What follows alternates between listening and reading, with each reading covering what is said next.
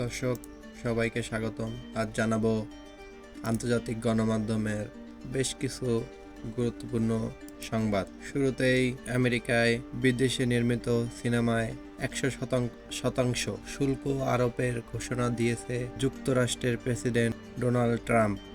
তিনি মার্কিন বাণিজ্য প্রতিনিধিকে এই শুল্ক আরোপের প্রক্রিয়া শুরু করার অনুমোদন দিয়েছেন। দ্বিতীয় যে সংবাদটি, ভারত পাকিস্তান সীমান্তে ভারত এবং পাকিস্তান সেনাদের মধ্যে ব্যাপক গোলাগুলি হয়েছে। টানা ১১ রাত কাশ্মীর সীমান্তে ভারত ও পাকিস্তানি সেনাদের মধ্যে গোলাগুলি ঘটনা ঘটেছে, তবে গোলাগুলিতে কোনো হতাহতের ঘটনা এখন পর্যন্ত পাওয়া যায়নি। দর্শক, রাশিয়ায় নিযুক্ত পাকিস্তানের রাষ্ট্রদূত মোহাম্মদ খালিদ জামিল জানিয়েছে, ভারত যদি সিন্ধু নদের পানি সরবরাহ বন্ধ করে তাহলে পরমাণু হামলা চালাবে পাকিস্তান, এমন মন্তব্য করেছে রাশিয়ায় নিযুক্ত পাকিস্তানের রাষ্ট্রদূত। দর্শক, পাকিস্তানে রাডার এবং সেন্সর বন্ধ করে দিয়ে শ্রীনগরের জরুরি অবতরণ করলো ভারতীয় যুদ্ধবিমান। রাফায়েল যুদ্ধবিমানকে রাডার এবং সেন্সর অফ করে দিয়ে পাকিস্তানের অ্যাটাক থেকে মুক্তি পেয়েছে।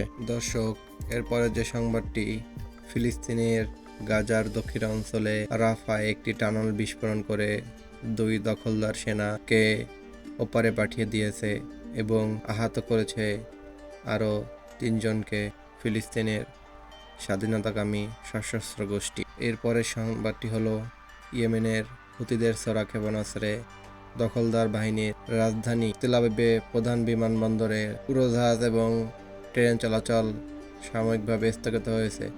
হাইপারসনিকের হামলায় বেশ কিছুটা ক্ষতিগ্রস্ত হওয়ায় এই ঘোষণা দিয়েছে দখলদার বাহিনী। সর্বশেষ যে সংবাদটি, রাশিয়ার প্রেসিডেন্ট ভ্লাদিমির পুতিনের আমন্ত্রণে 7 থেকে 10 মে সরকারি সফরে রাশিয়া যাচ্ছে চীনের প্রেসিডেন্ট শি জিনপিং। এই ছিল আজকের আন্তর্জাতিক গণমাধ্যমের বেশ কিছু গুরুত্বপূর্ণ সংবাদ।